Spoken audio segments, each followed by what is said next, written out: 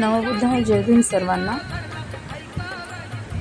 तर बौद्ध पौर्णिमेचे औचित्य म्हणून दादर येथे समस्त भंतेजी बांधवांनी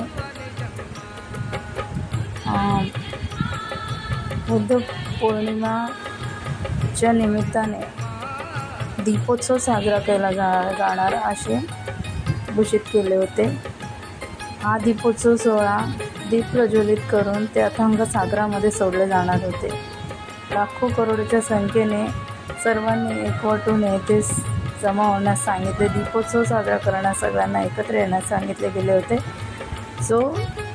त्यानिमित्ताने सर्व बौद्ध बांधव दादर चैत्यभूमी येथे एकवटले आणि सुंदर असा नयनरम्य डोळ्याचे पारणे फेडणारा असा दीपोत्सव येथे साजरा करण्यात आला। लाखोच्या संख्येने लोकांनी येथे वर्णी लावली आणि दीपोत्सव साजरी केला गेला।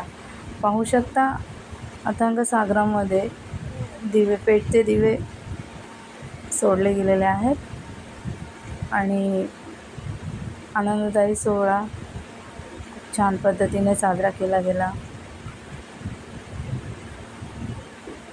आनंद खूप होता, पण आम्हाला लेट जायला मिळालं त्याचं एक दुःख आहे। वाईट वाटलं, कारण आम्ही तिथे 2 वाजेपर्यंत पोचलो आणि आम्हाला दिवेच भेटले नाहीत। दिवे ऑलरेडी संपलेले होते।